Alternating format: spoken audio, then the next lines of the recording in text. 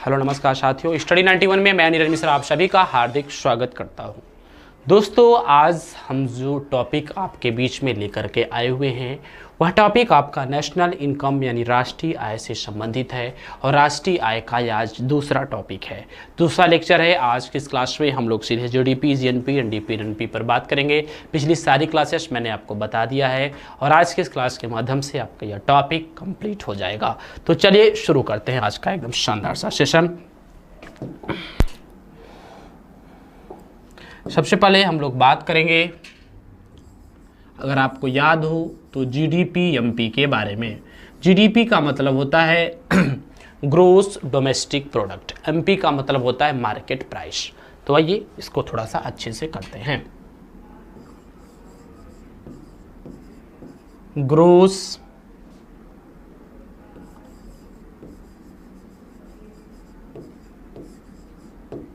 Domestic product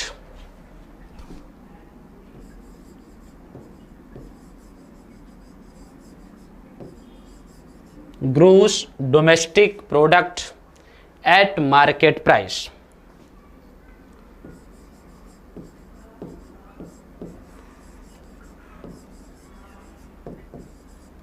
gross domestic product at market price. अब देखिएगा क्या होता है। ग्रोस डोमेस्टिक प्रोडक्ट आखिर होता क्या है? ग्रोस डोमेस्टिक प्रोडक्ट आखिर कहते किसको है? बहुत ही शानदार तरीके से यहां से चीजें मिलेंगी। इसको हिंदी में कहते हैं सकल घरेलू उत्पाद। क्या कहते हैं? सकल घरेलू उत्पाद। सकल घरेलू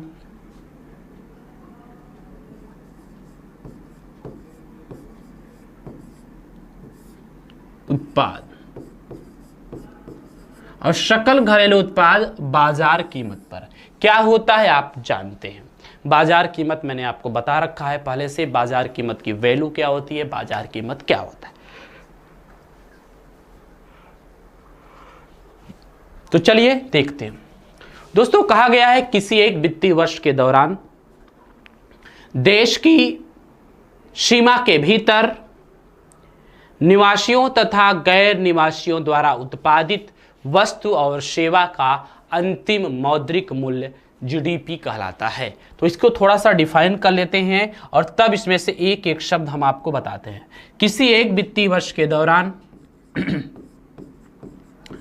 किसी एक वित्तीय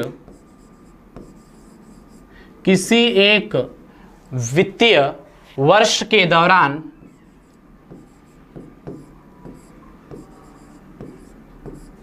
किसी एक वित्तीय वर्ष के दौरान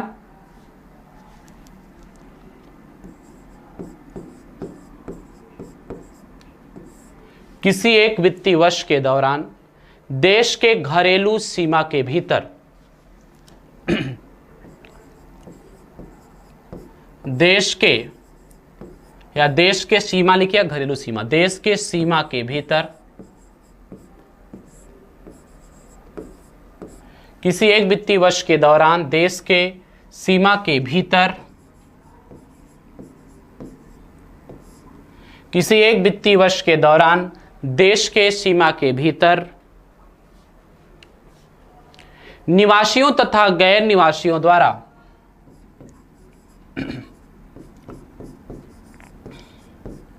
निवासियों तथा गैर निवासियों द्वारा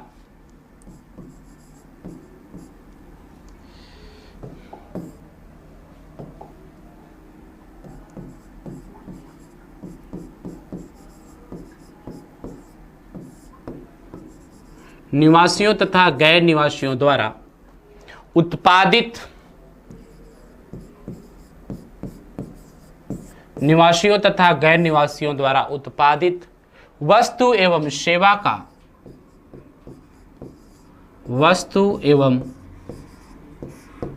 सेवा का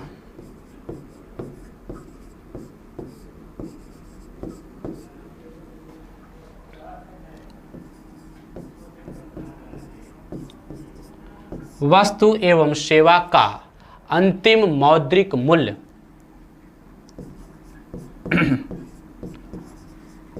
वस्तु एवं सेवा का अंतिम मौद्रिक मूल्य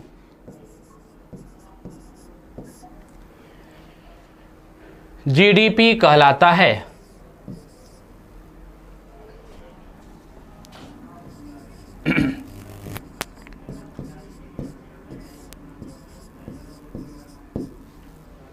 क्या कहलाता है? जीडीपी कहलाता है।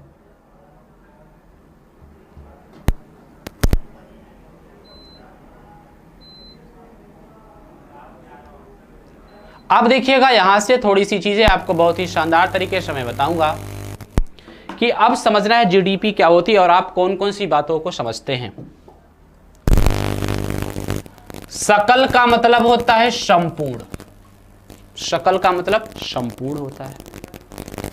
घरेलू का मतलब होता है घर के अंदर, मतलब देश के सीमा के भीतर।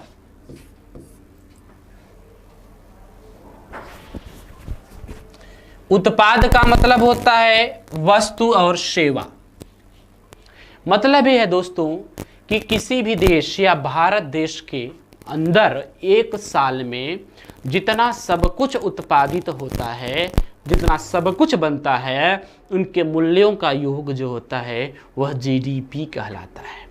उनके मूल्यों का योग क्या कहलाता है? जीडीपी एमपी कहलाता है। अब बाकी आपको पता ही है, अगर हम जीडीपी एमपी में से अप्रत्यक्ष कर निकाल देते हैं तो हमको मिल जाता है जीडीपी एफसी। क्या मिल जाता है? जीडीपी एफसी मिल जाता है। सारी बातें आपको पता है। दोस्तों आप ये समझना कि देश के अंदर काम करने वाले लोग हैं, चाहे वह देश के हों चाहे बाहरी हों। यहां देखिएगा एक शब्द और लिखा है आपके लिए। क्या लिखा है भैया? निवासियों तथा गैर निवासियों द्वारा, यानी भारत के व्यक्ति द्वारा या दूसरे देश के व्यक्तियों द्वारा उत्पादित, ध्यान दीजिएगा, भारतीय व्यक्तियों द्वारा या दूसरे व्यक्तियों द्वारा, दूसरे देश के व्यक्तियों द्वारा देश के अंदर काम किया गया हो और जितना सब कुछ उत्पादित किया गया हो, देश के अंदर काम किया गया हो और जितना सब कुछ उत्पादित किया गया हो, उसी को जीडीपी बोलते हैं।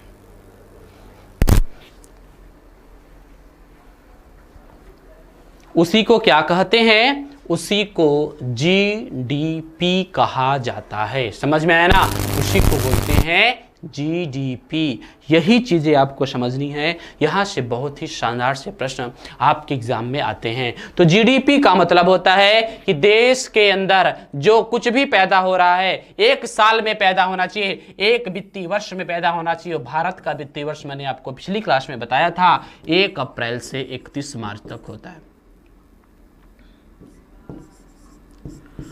क्या होता है? 1 अप्रैल से 31 मार्च तक होता है। हमारे सभी विद्यार्थी इस बात को जानते हैं। तो जीडीपी का मतलब क्या होता है? फिर से सुनिएगा। मतलब जीडीपी का मतलब साफ साफ है कि पूरा उत्पादन, देश के अंदर संपूर्ण उत्पादन का मौद्रिक मूल्य।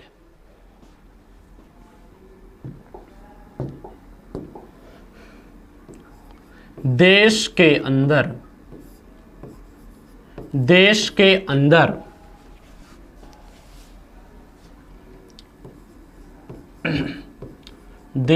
अंदर संपूर्ण उत्पादन का, देश के अंदर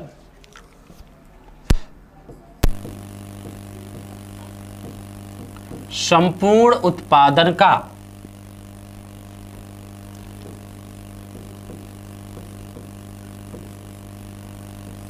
देश के अंदर संपूर्ण उत्पादन का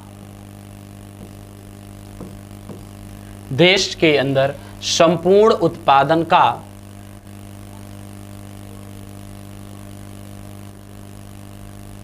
देश के अंदर संपूर्ण उत्पादन का मौद्रिक मूल्य।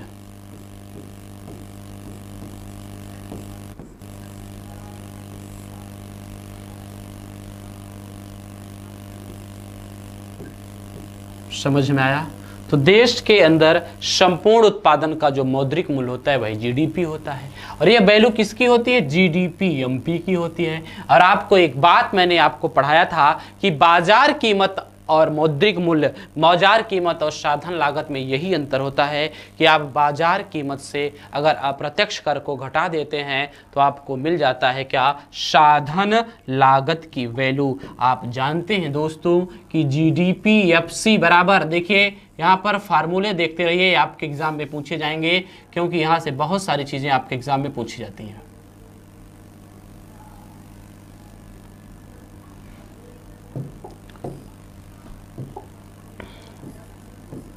जीडीपी एफसी बराबर जीडीपी एमपी माइनस अप्रत्यक्ष कर।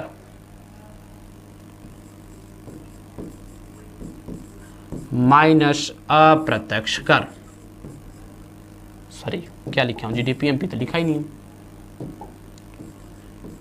जीडीपी एमपी माइनस अप्रत्यक्ष कर।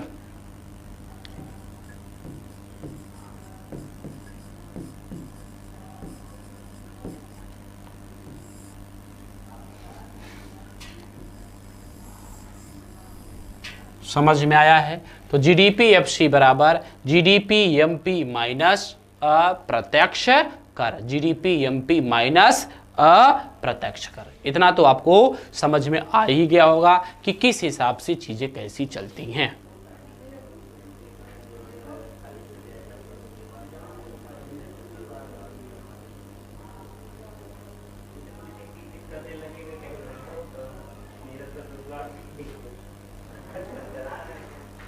समझ में आया? अब देखिएगा, मतलब जीडीपी एफसी बराबर जीडीपी एमपी माइनस अप्रत्यक्ष कर। ये बात मैंने आपको बताई थी।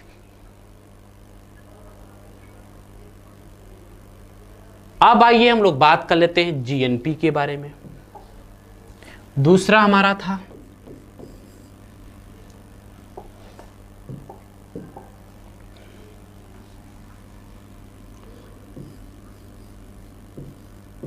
Gross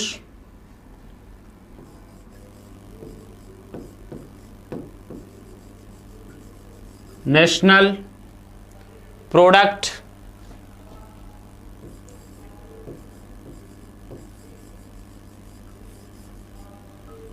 gross national product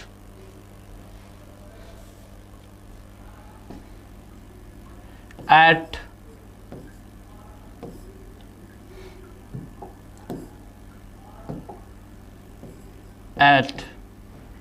market price।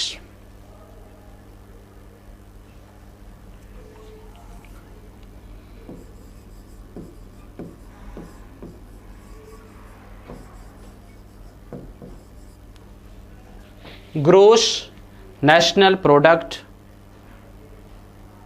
Eight market price.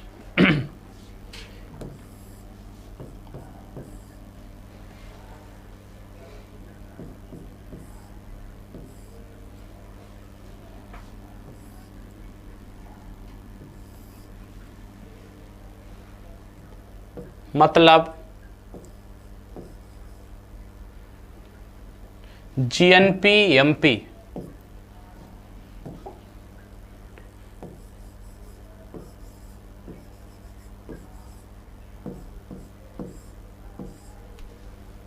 GNP MP, समझ में आया? Gross national product at market price. अब देखिएगा, अब बात आ गई राष्ट्रीय उत्पाद की, बात आ गई नेशनल प्रोडक्ट की, तो उसका मतलब है क्या है? तो नेशनल प्रोडक्ट या राष्ट्रीय उत्पाद का मतलब यह है कि किसी एक वित्तीय वर्ष के दौरान देश की सीमा के अंदर और बाहर, ध्यान से सुनिएगा, किसी एक वित्तीय वर्ष के दौरान देश की सीमा के अंदर और बाहर केवल निवासियों द्वारा उत्पादित वस्तु एवं सेवा का अंतिम मौद्रिक मूल्य क्या होता है? सकल राष्ट्रीय उत्पाद होता है। इसको हिंदी में बोलते हैं सकल राष्ट्रीय उत्पाद। सकल राष्ट्रीय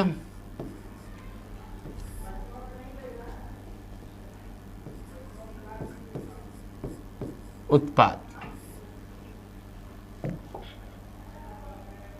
सकल राष्ट्रीय उत्पाद कहते किसको है? सकल राष्ट्रीय उत्पाद का मतलब होता है किसी एक वित्तीय वर्ष के दौरान किसी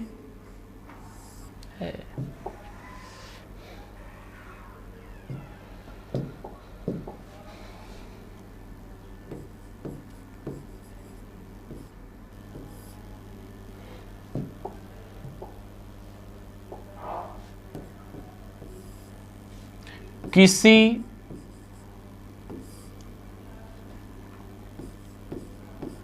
एक वित्तीय वर्ष के दौरान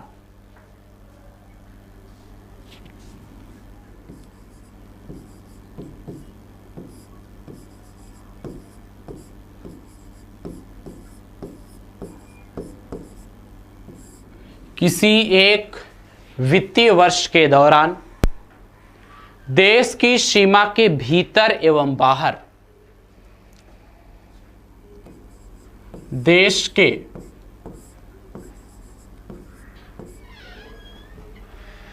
सीमा के भीतर एवं बाहर देश के सीमा के भीतर एवं बाहर देश के सीमा के भीतर एवं बाहर किसी एक वित्तीय वर्ष के दौरान देश के सीमा के भीतर एवं बाहर केवल क्या? केवल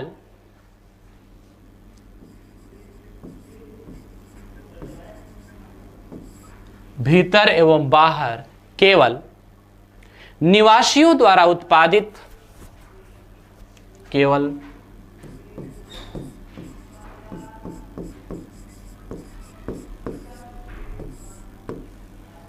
निवासियों द्वारा उत्पादित केवल निवासियों द्वारा उत्पादित वस्तु एवं सेवा का निवासियों द्वारा उत्पादित वस्तु एवं सेवा का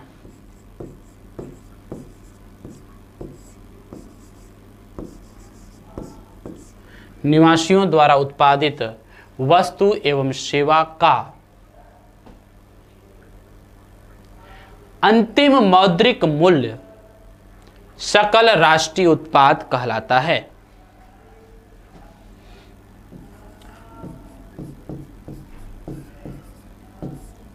अंतिम मौद्रिक मूल्य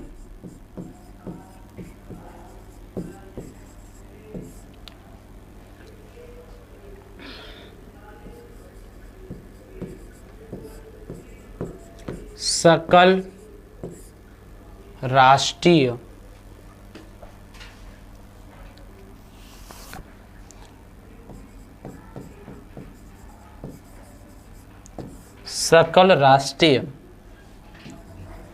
उत्पाद कहलाता है।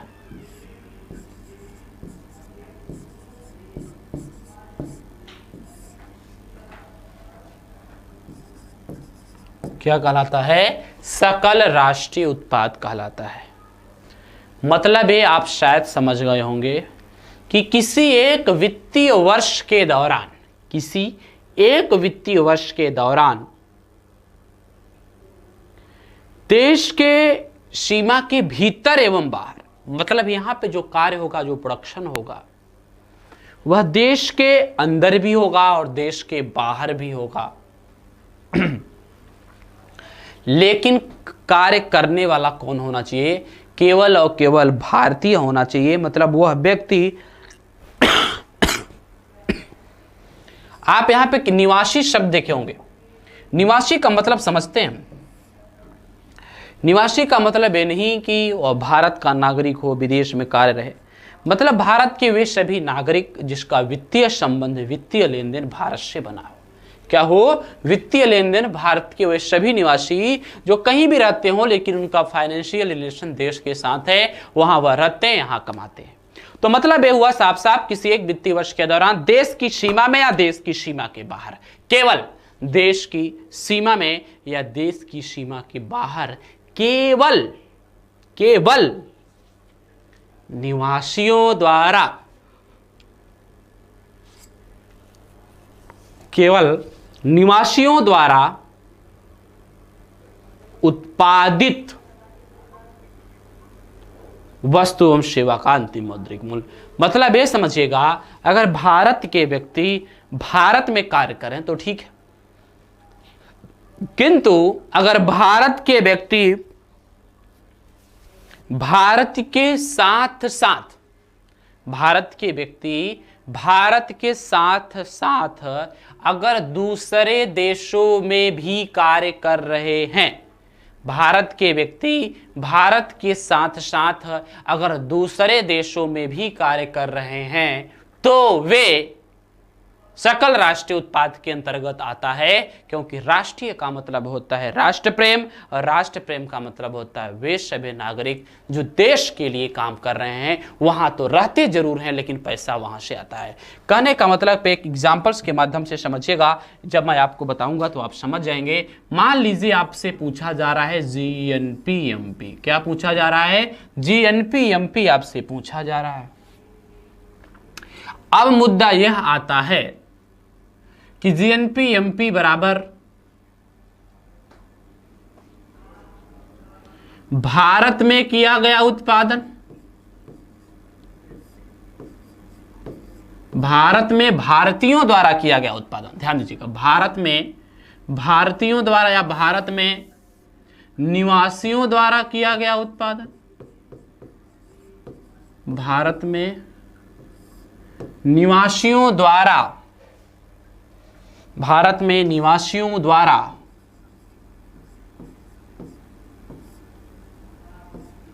किया गया उत्पादन, भारत में निवासियों द्वारा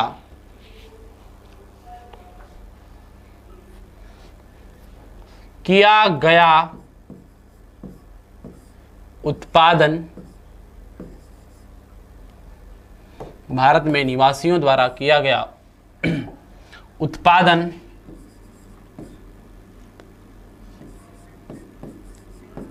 प्लस भारतीयों द्वारा दूसरे देश में किया गया उत्पादन, प्लस भारतीयों द्वारा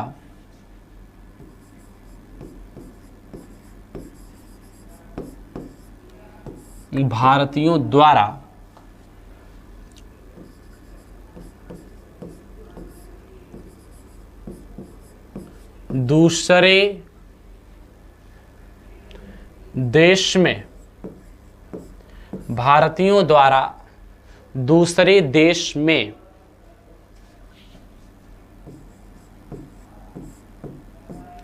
किया गया उत्पादन,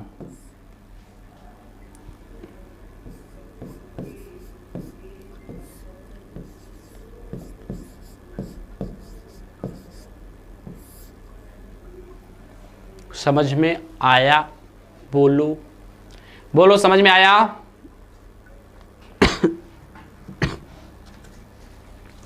तो जो भारत के लोग भारत में उत्पादन कर रहे हैं और साथ ही साथ जो और सब लोग भारत में उत्पादन कर रहे हैं और जो विदेशी लोग भी भारत में उत्पादन कर रहे हैं, तो उसका जो मूल्य है, जो वैल्यू है, उसी को क्या बोलते हैं? तो उसी को दोस्तों कहा जाता है आपके शब्दों में क्या, जीएनपी एमपी। लेकिन एक चीज यहां पर आपको समझना पड़ेगा,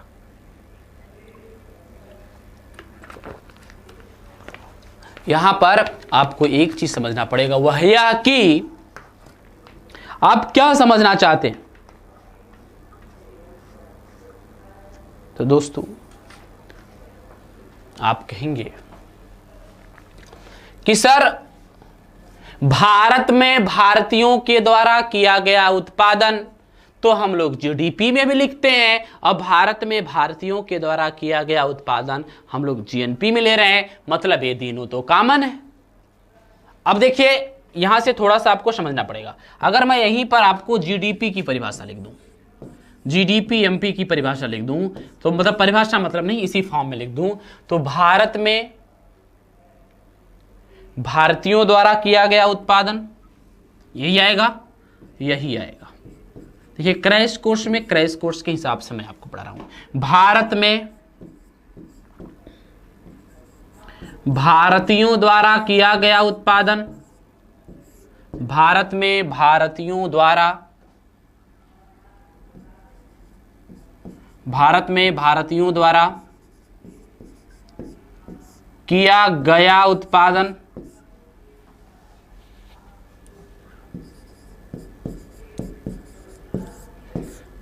प्लस भारत में गैर भारतीयों द्वारा किया गया उत्पादन। यहां भारतीयों शब्द गड़बड़ हो जाएगा, भारत में निवासियों द्वारा, निवासियों का मतलब होता है, भारतीयों का मतलब होता है भारत के नागरिक, और निवासियों का मतलब होता है भारत के वे नागरिक जिसका एजुकेशनल मैनेजमेंट भारत से संबंधित हो। कुछ लोग जैसे विदेश में रहते, क्या भारत नागरिक नहीं है भाई? तो वो आज भी भारत के नागरिक हैं हमारे। अब देखिएगा क्या है, भारत में निवासियों द्वारा किया गया उत्पादन प्लस गैर निवासियों द्वारा भारत में किया गया उत्पादन, प्लस गैर, यही जो डिफिनेशन में पढ़े थे ना कि निवासियों तथा गैर निवासियों द्वारा उत्पादित वस्तु एवं सेवा का अंतिम मौद्रिक मूल्य जीडीपी कहलाता है। तो भारत में निवासियों द्वारा किया गया उत्पादन प्लस गैर निवासियों द्वारा किया गया उत्पादन,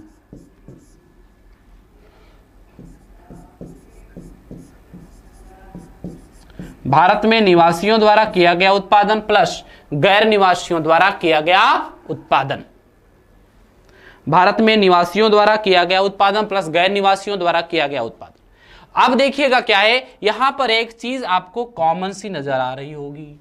क्या कॉमन आ रहा है? तो थोड़ा सा मैं आपको बता देता हूं हिंट के तौर पर। भारत में निवासियों द्वारा किया गया उत्पादन, भारत में निवासियों द्वारा किया गया उत्पादन, दोनों में ये चीज क्या है? कॉमन है। तो मान लो जीएनपी में आपने देखा कि भारत में माना फार्मूला बेस्ड होती पूरी आपकी नेशनल इनकम का टॉपिक, पूरा का पूरा टॉपिक नेशनल इनकम का आपका फार्मूला बेस्ड होता है। यह आपको समझना पड़ेगा, समझिएगा। माना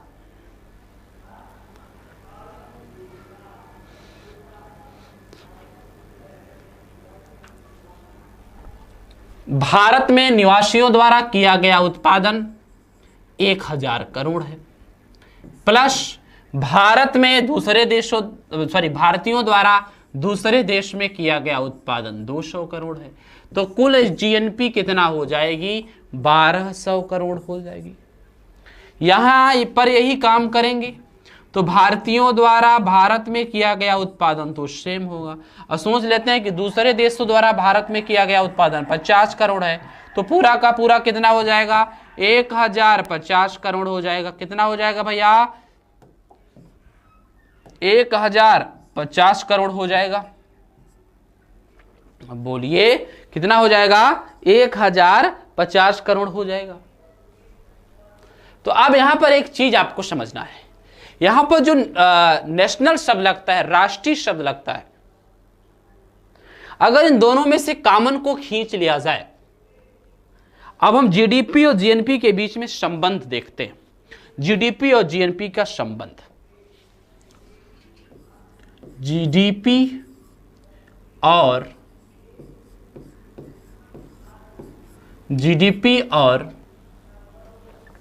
जीएनपी का संबंध, जीडीपी और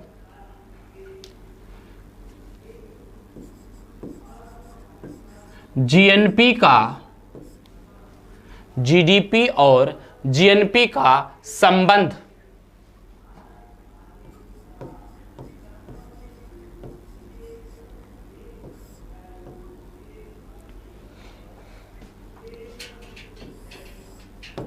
जीडीपी और जीएनपी का संबंध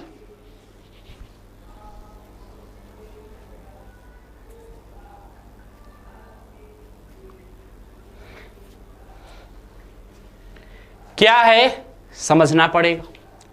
क्या है समझना पड़ेगा। कैसे समझना पड़ेगा तो देखिए दोस्तों, एक चीज आपने देखा होगा जीडीपी और जीएनपी में कॉमन, भारत में भारतीयों द्वारा किया गया उत्पादन, भारत में भारतीयों द्वारा किया गया उत्पादन आपने कॉमन देखा होगा। ठीक है, कॉमन है, मान लेता हूं। तो आपको एक चीज और देखना पड़ेगा। कहेंगे क्या सर?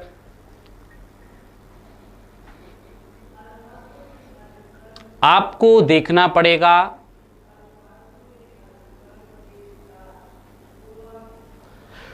जीडीपी में कुछ आय कमा कर दूसरे देश के लोग भारत से लेकर जा रहे हैं और जीएनपी में कुछ देश से भारत वाले कमा कर लेकर आ रहे हैं, तो शुद्ध विदेशी आय हमारी कितनी होगी?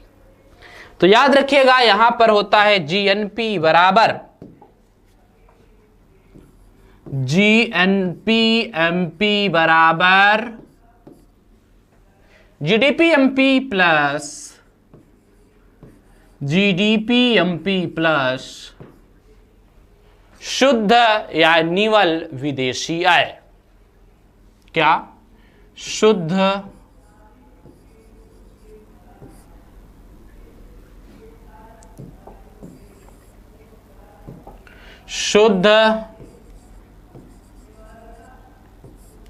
या निवल विदेशी आय। शुद्ध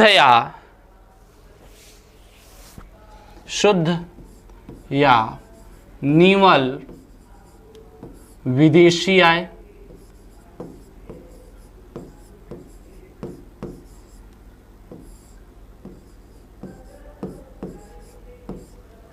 मतलब समझेंगे। अब देखिए सर, इस शुद्ध विदेशी आय क्या है? तो दोस्तों इसको आपको थोड़ा सा समझना पड़ेगा। शुद्ध विदेशी आय का मतलब यहां पर है भारतीयों द्वारा विदेश में किया गया उत्पादन तथा विदेशियों द्वारा भारत में किए गए उत्पादन का अंतर। इसको बोलते हैं net foreign profit, net foreign income. इसको बोलते हैं शुद्ध विदेशी आय बराबर शुद्ध विदेशी आय बराबर शुद्ध विदेशी आय बराबर भारतीयों द्वारा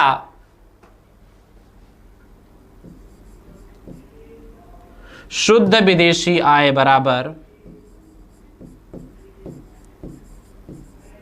भारतीयों द्वारा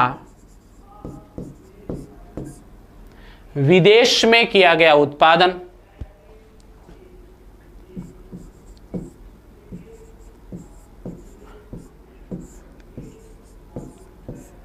भारतीयों द्वारा विदेश में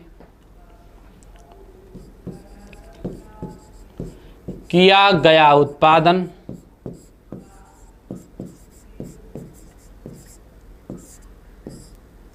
माइनस विदेशियों द्वारा भारत में किया गया उत्पादन माइनस विदेशियों द्वारा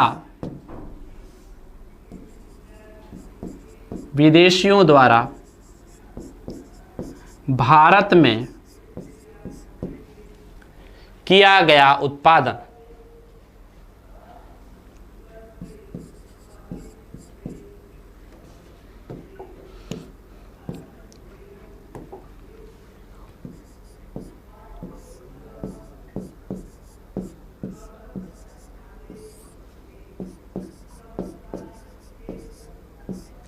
आपने अभी स्लाइड पर देखा था कि भारत द्वारा दूसरे देश में उत्पादन कितना था, 200 करोड़, और विदेशियों द्वारा भारत में उत्पादन कितना था, 100 करोड़। तो अभी स्लाइड पर आप देखेंगे कि हमने क्या किया, 200 करोड़ में से 50 करोड़ घटा दिया, तो शुद्ध विदेशी आय हमारी कितनी हो गई, 150 करोड़, 150 करोड़। यहां पर क्या हुआ कि जीडीपी एमपी हमारी कितनी थी, 1000 करोड़, सॉरी 1000 नहीं, 1050 करोड़, और 1050 करोड़ में हमने क्या किया, 150 करोड़ जोड़ दिया, कितना हो गया, 200 करोड़, सॉरी 1200 करोड़, कितना हो गया, 1200 करोड़। अब यही तो है 1200 करोड़ रुपए जीएनपी, बोलिए यही तो है 1200 करोड़। समझ में आया, समझ में आया, आपने इसको अच्छी तरीके से समझ लिया होगा। अब चलिए, अब हम लोग एक टॉपिक की बात करेंगे, डिप्रेशिएशन। डिप्रेशिएशन का मतलब होता है मूल्यह्रास। क्या होता है मूल्यह्रास क्या होता है?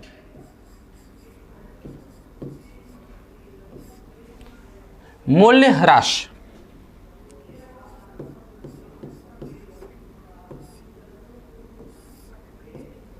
मूल्यह्रास का मतलब होता है डिप्रेशिएशन। तो आइए हम लोग देखने का प्रयास कर लेते हैं कि डिप्रेशिएशन आखिर होता क्या है। दोस्तों, मूल्यह्रास में होगा यह कि वस्तुओं एवं सेवाओं के उत्पादन के दौरान प्रयुक्त होने वाले साधनों के मूल्यों में आने वाली कमी को मूल्यह्रास कहते हैं।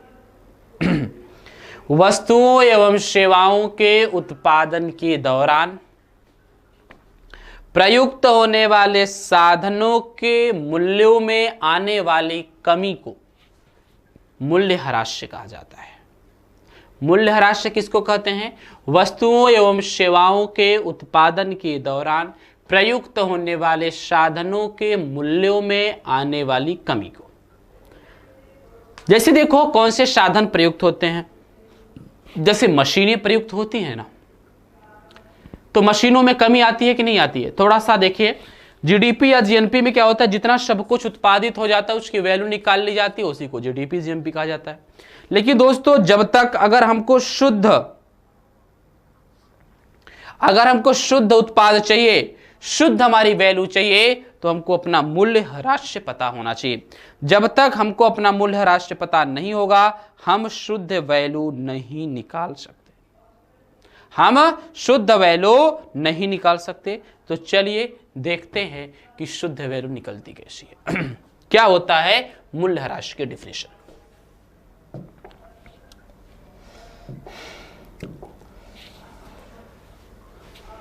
मूल्यह्रास कहते किसको?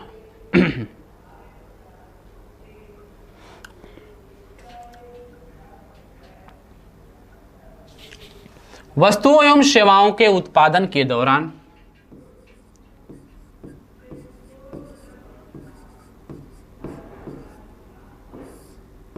वस्तुओं एवं सेवाओं के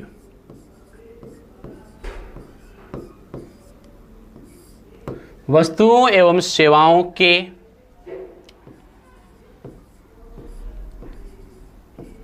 उत्पादन के दौरान वस्तुओं एवं सेवाओं के उत्पादन के दौरान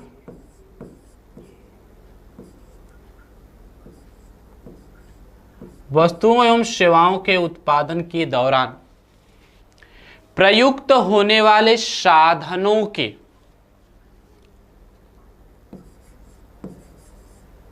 वस्तुओं एवं सेवाओं के उत्पादन के दौरान प्रयुक्त होने वाले साधनों के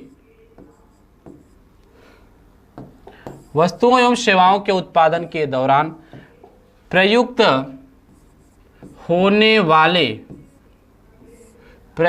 होने वाले साधनों के वस्तुओं एवं सेवाओं के उत्पादन के दौरान प्रयुक्त होने वाले साधनों के मूल्यों में होने वाली गिरावट को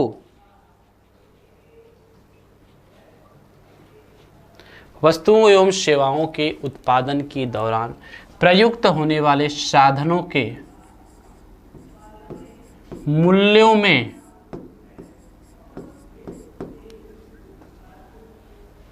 वस्तुओं एवं सेवाओं के उत्पादन के दौरान प्रयुक्त होने वाले साधनों के मूल्यों में होने वाली गिरावट को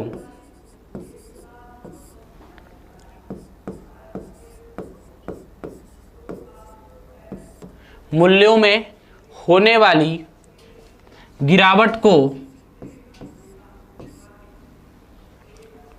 वस्तुओं एवं सेवाओं के उत्पादन के दौरान प्रयुक्त होने वाले साधनों के मूल्यों में होने वाली गिरावट को मूल्यह्रास कहा जाता है। मूल्यह्रास कहा जाता है। सर डिफिनेशन लिखने से मूल्यह्रास आपको क्लियर नहीं होने वाला।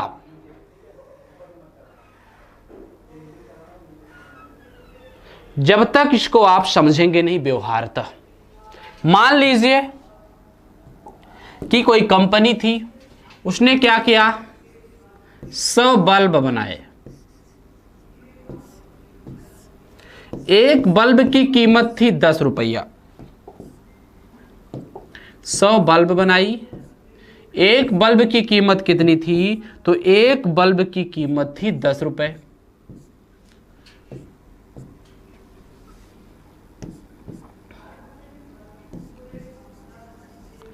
1000 रुपए क्या हो गया, जीडीपी। भाई जितना उत्पादित होता है उसकी जो मार्केट वैल्यू है वही जीडीपी होती है। अब क्या हुआ, 1000 रुपए तो हमको समझ में आया कि हमारी जीडीपी हो गई 1000 रुपए। लेकिन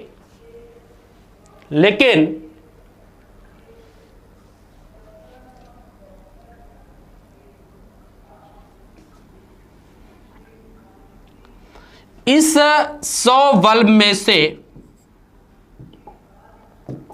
पता चला कि 5 बल्ब हो गए फ्यूज, बिना बिके ही 5 बल्ब खराब निकल गए।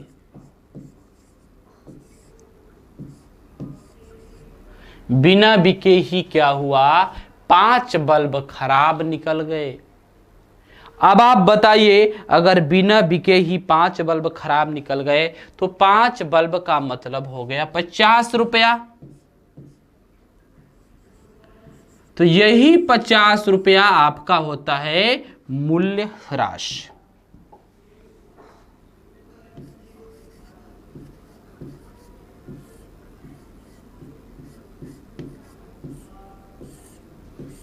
यही 50 रुपया आपका क्या होता है, मूल्यह्रास से होता है।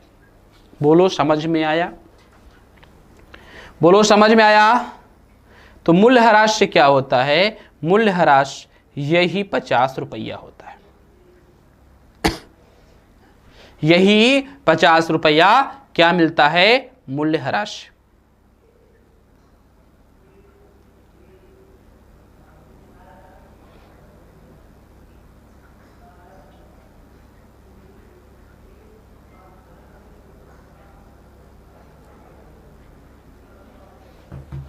अब देखिए तो सर इसको हम लोगों ने निकाला क्यों? तो भाई शुद्ध जीडीपी चाहिए या नहीं चाहिए? शुद्ध जीडीपी चाहिए या नहीं चाहिए? शुद्ध मतलब निवल जीडीपी। तो जीडीपी अगर निवल हो जाएगी तो जीडीपी नहीं रहेगी, वो बेटा वह एनडीपी हो जाएगी। जीडीपी अगर शुद्ध बनना चाहेगी तो वह शुद्ध नहीं बनेगी, वह एनडीपी हो जाएगी। देखिए कैसे। अब तीसरा जो इसमें पार्ट आप लोगों ने देखा था पिछली वाली क्लास में, उसमें देखा होगा एनडीपी एमपी। क्या देखा होगा? NDP MP. एनडीपी का फुल फॉर्म होता है नेट मतलब शुद्ध, आ गई ना, net domestic product.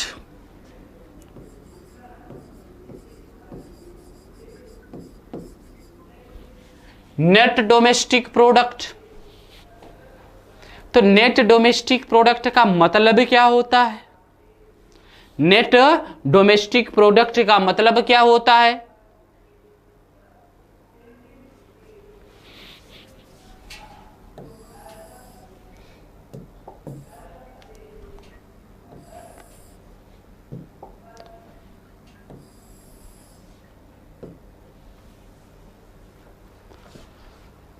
Net domestic product का मतलब क्या होता है?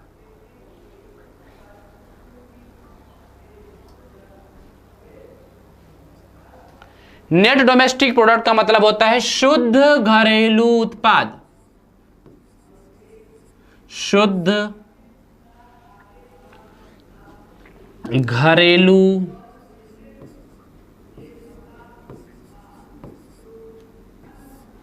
उत्पाद।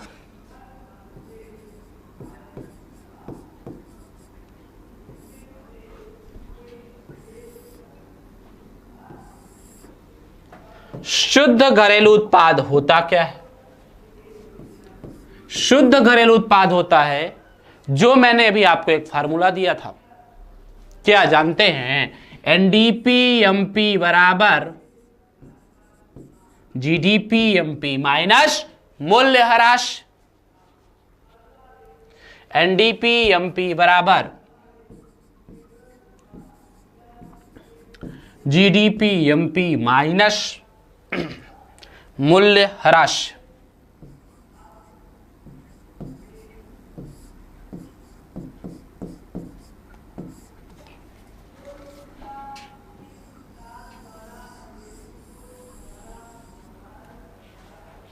बोलिए, समझ में आया? एनडीपी एमपी बराबर जीडीपी एमपी माइनस मूल्यह्रास। दोस्तों पूरी शकल वैल्यू में से अगर हम शुद्ध वैल्यू को वहां से निकाल लेते हैं, जैसे ही हम शुद्ध वैल्यू को निकालते हैं या शुद्ध वैल्यू को निकालने का प्रयास करते हैं, वैसे ही हमको मिल जाता है हमारा क्या, सॉरी, मूल्यह्रास को निकाल लेते हैं तो हमारी शुद्ध वैल्यू मिल जाती है। ये आपने देखा है, देखने का प्रयास भी किया है और आपको समझ में भी आया है।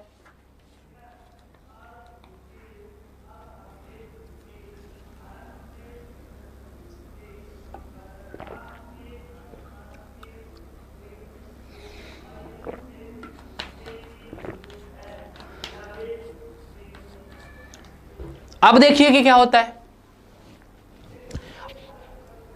अब इसको डिफिनेशन करने का क्या मतलब है? डिफिनेशन करना है कि किसी एक वित्तीय वर्ष के दौरान देश के संपूर्ण सकल घरेलू उत्पाद में से मूल्यह्रास को घटाने से, देश के संपूर्ण घरेलू उत्पाद में से मूल्यह्रास को घटाने से शुद्ध घरेलू उत्पाद प्राप्त हो जाता है। तो लिख सकते हैं किसी एक वित्तीय वर्ष के दौरान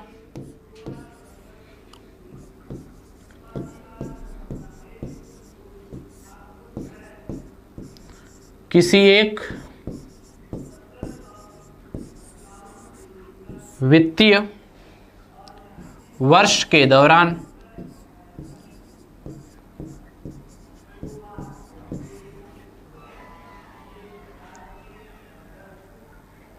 किसी एक वित्तीय वर्ष के दौरान देश के संपूर्ण सकल घरेलू उत्पाद में से,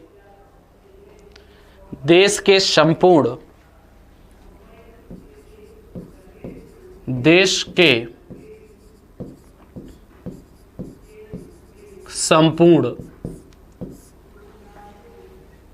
सकल घरेलू उत्पाद में से,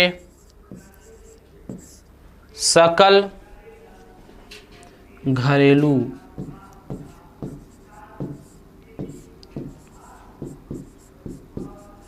उत्पाद में से किसी एक वित्तीय वर्ष के दौरान देश के संपूर्ण सकल घरेलू उत्पाद में से मूल्य ह्रास को घटाने से, उत्पाद में से मूल्य ह्रास को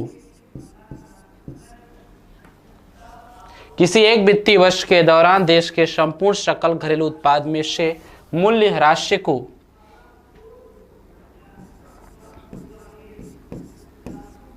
घटाने पर, मूल्य ह्रास को घटाने पर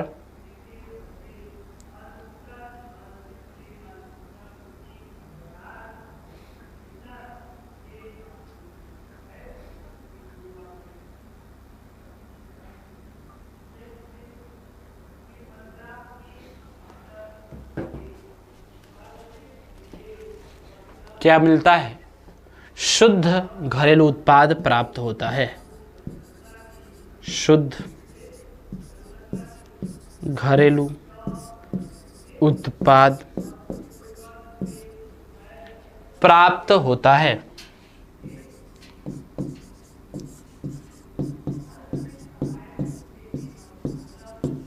समझ में आया ना? तो आप इस तरीके से इसको समझ सकते हैं। तो एनडीपी कैसे मिलती है आपको? एनडीपी मिलने के लिए आपको नेट डोमेस्टिक प्रोडक्ट बोलते हैं उसको, शुद्ध घरेलू उत्पाद। देखिए दोस्तों, शुद्ध राशि आपको तभी मिल पाएगी, शुद्ध राशि, शुद्ध वैल्यू आपको तभी मिल पाएगी जब आपको मूल्य ह्रास दिया हो, और मूल्य ह्रास निकालना आपके लिए जरूरी होता है। बिना मूल्य ह्रास के आप शुद्ध वैल्यू नहीं प्राप्त कर सकते। मैंने देखिए यहां पर आपको एक एग्जांपल दिया था बल्ब वाला, आप इससे चीजों को समझ गए होंगे। यहां तो मैंने जोड़ लिया भाई लो, 100 बल्ब हमारे हुए थे, 100 बल्ब हमारे हुए थे, 10 रुपए का हुआ था तो 1000 रुपए हो गया। लेकिन समस्या ये आई उसमें से 5 तो फ्यूज निकल गए, तो उसकी भरपाई कहां से होगी? फ्यूज निकल गए तो उसकी भरपाई कहां से होगी भाई? तो इसका मतलब वो समस्या पैदा करना शुरू कर देगा, और समस्या जैसे ही पैदा शुरू करेगा तो आप परेशान हो जाएंगे, आपसे चीजें बाहर जाना शुरू हो जाएंगी। तो समझ रहे हैं ना आप अच्छे से चीजों को? तो चलिए और सारी बातें अब हम लोग करेंगे नेक्स्ट क्लास में। तब तक लिए अपना ध्यान रखिएगा, अपनी पढ़ाई को अच्छी तरीके से करते रहिएगा। Thank you, best of luck, जय हिंद।